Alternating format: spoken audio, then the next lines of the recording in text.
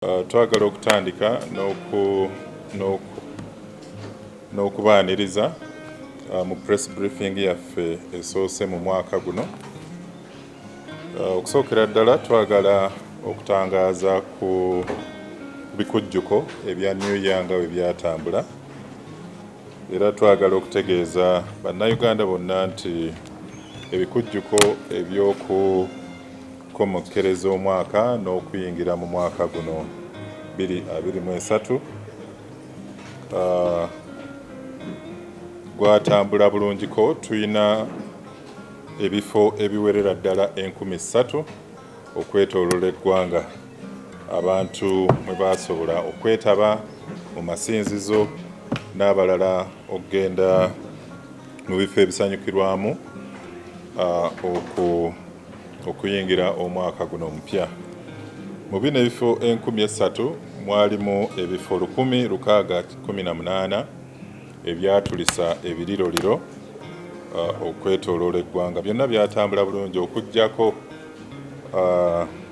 ekikolwa eky'entiisa ekyaliwo ku Freedom City wano e Namasuba oluvannyuma lw'abantu 10 abaali bali mu kusanyukira ku Freedom City okuba nti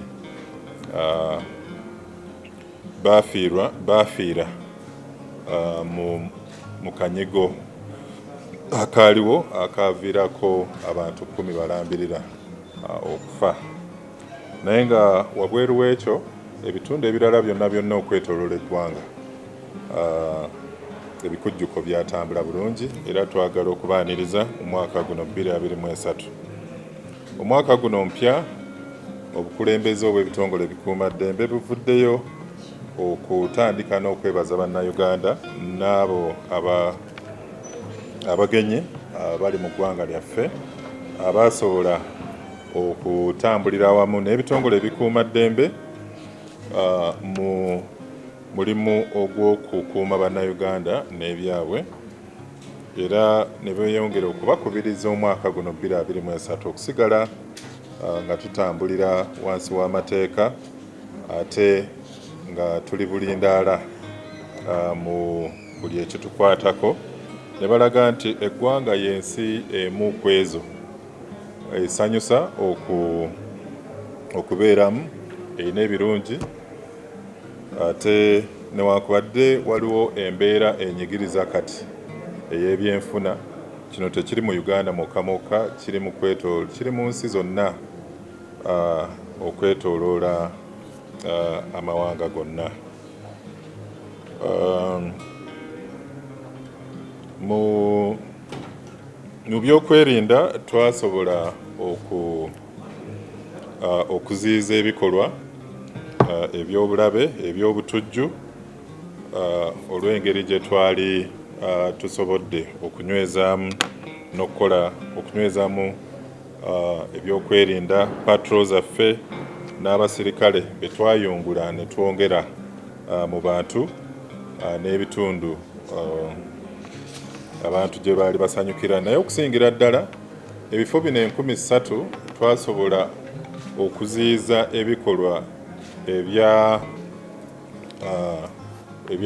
eby'ababbi ab'ebijambiya ababeera n'ebiso abatera okuteega abantu nga bava mu bifo omuli ebikujjuko kati ng'okusaba n'okutendereza Mukama n'ebifo ebisanyukirwamu. Twateekawo abasirikale abawerako era tetwafuna kusoomoozebwa kw'amaanyi mu nsonga eyo.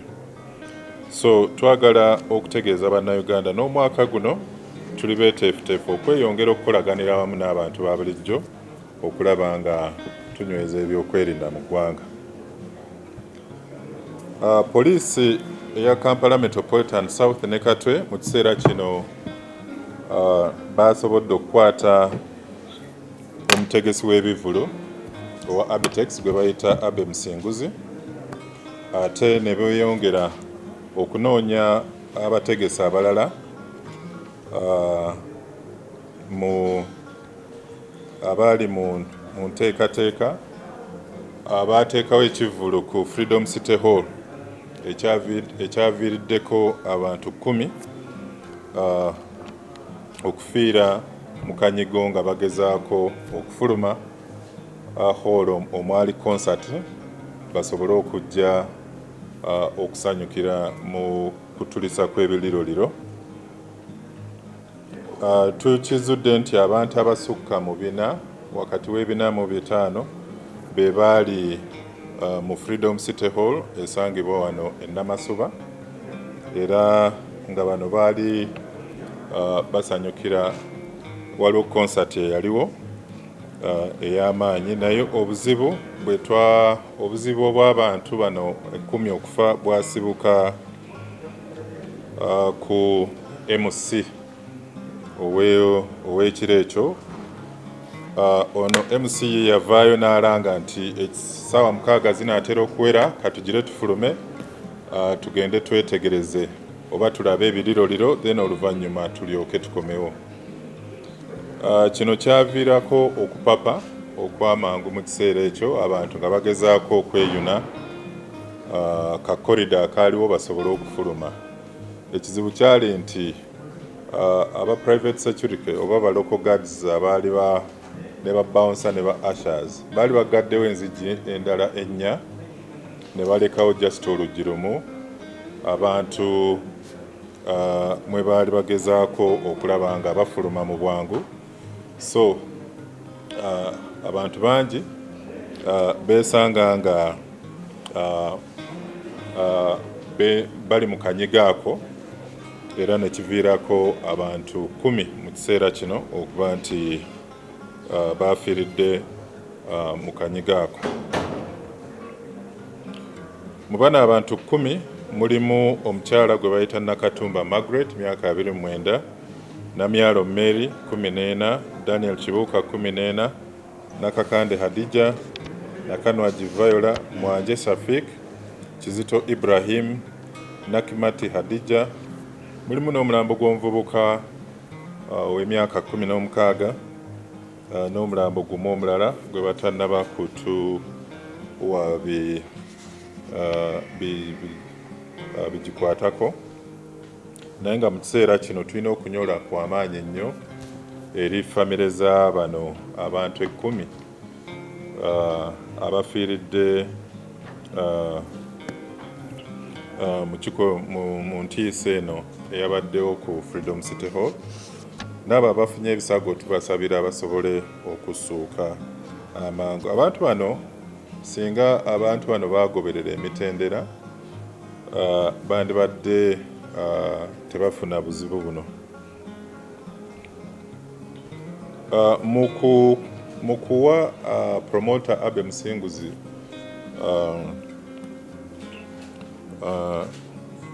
mu kumukliyaringa okuteekawo concert eno, poliisi Katwe yasobola okulambula wawe yali hall eno ku Freedom City mwe yali agenda okuteeka concert, era ne basanga nga mulimu enzigi eziwerako, enzigi endala 4 ezaali zisoboseza abantu okuyingira n'okufuluma nga balina abakuumi ku nzigi ezo. Ate ne poliisi eziyiza ebikolwa eby'obutujju eyali egenda okulaba engeri gye batulisaamu ebiriroliro nayo yasobola okukola okulambula ekitundu ekyo, ne basanga nti okutulisa kw'ebiriroliro tebulina buzibu.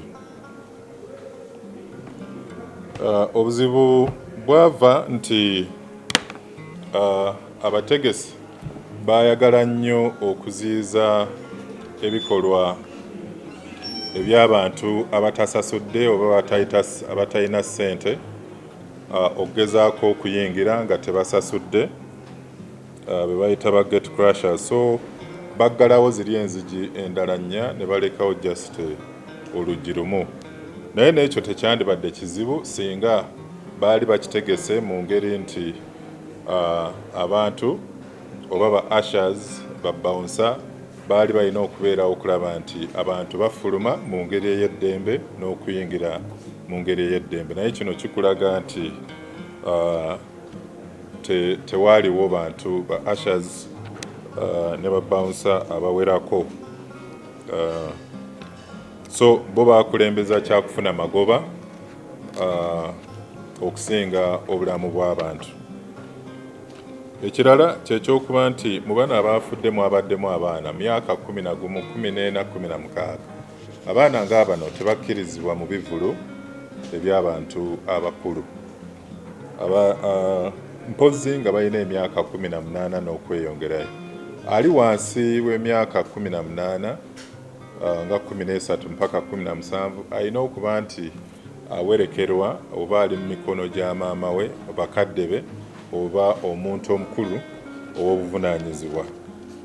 Ekyo nakyo tuli mu kitunuulira mu kiseera kino, naye nga omumyuka wa Inspector General Police Major General Tumusime Kasigazi yasobodde okugendayo olunaku lwa leero n'abakugu okuva mu kitongole eky'Abambega, abakugu abeetegereza abakuŋŋaanya obujulizi ababagudde obulabe, aba counterterrorism n'aba crime intelligence bonna, naye nga bye twagala okuteekako essira kyekyokuba nti access controls, enzigi mmeka ezaali enzigule ezikkiriza abantu okufuluma n'okuyingira, mbeera ki gye baateekawo nti kasita wabeerawo akanyigo akafubutuko n'okukola kutya abantu bataasibwa batya. Mwaliwo abasawo ne ambulance eyali ku site, ba ushers bameka, ba stewards bameka, ba bouncer bameka abaali bapangisiddwa okulaba nga bakuuma abantu n'ebirala n'ebirala. Era bwe tunaasanga nga tebakola mulimu gwabwe tugenda bongera ku Abba Musinguzi. Poliisi yaffe y'Ekatwe n'aba counterterrorism baali beetegereza n'okunyweza ebyokwerinda ebyali byetoolodde Freedom City, naye nga Abitex ne banne be baali balina obuvunaanyizibwa ku byali bigenda munda mu Freedom City Hall. Poliisi tulina abapoliisi babiri okuva e Kawempe abakwatiddwa nga bavunaanibwa okuba nti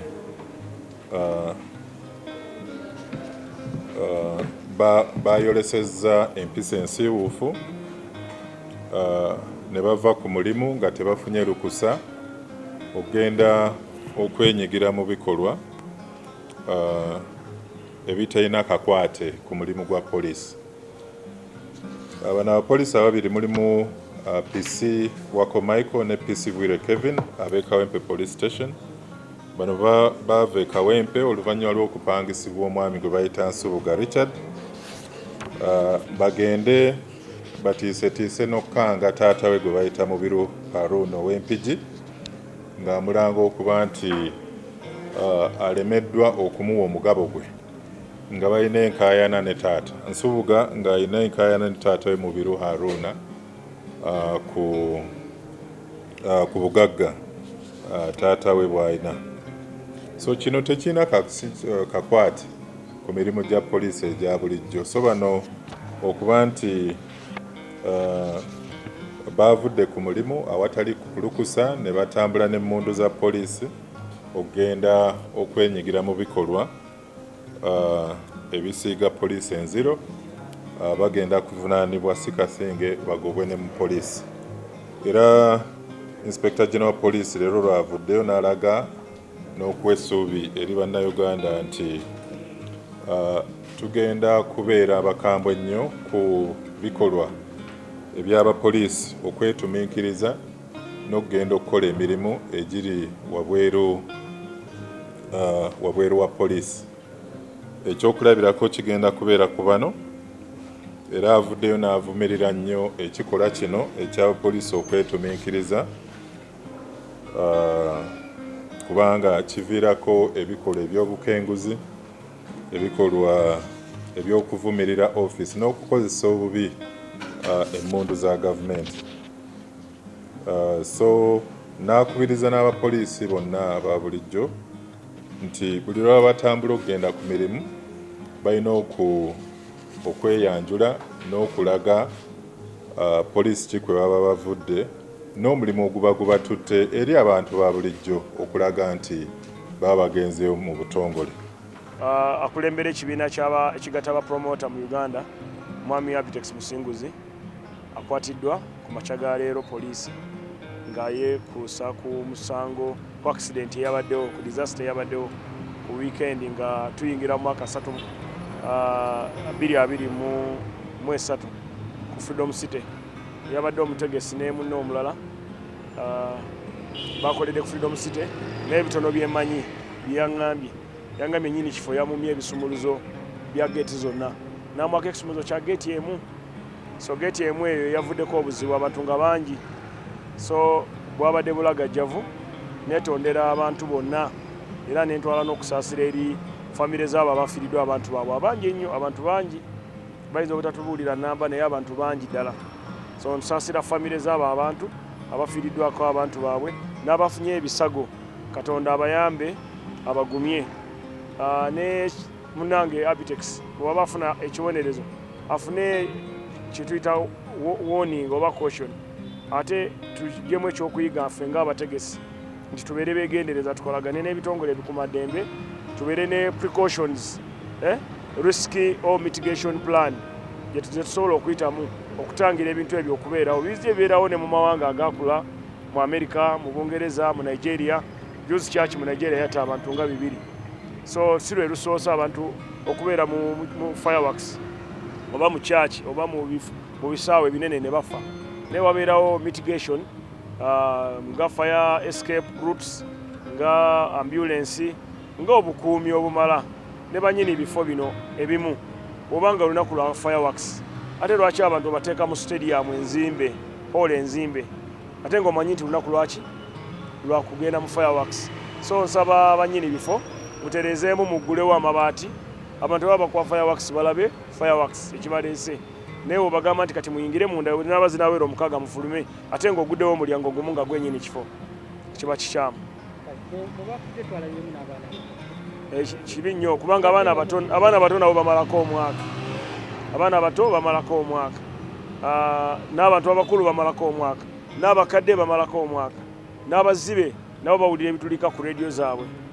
So kino ekyokumalako omwaka celebration tebeera yange nga Barugahara Balamu nebeera yo. Kyova olaba ne president ng'amalako omwaka akolayo speech naye asaba n'akola kanisa waka, Mama Janet n'amusabira n'amuyisa mu kusaba okw'enjawulo mu maka ge. Yes.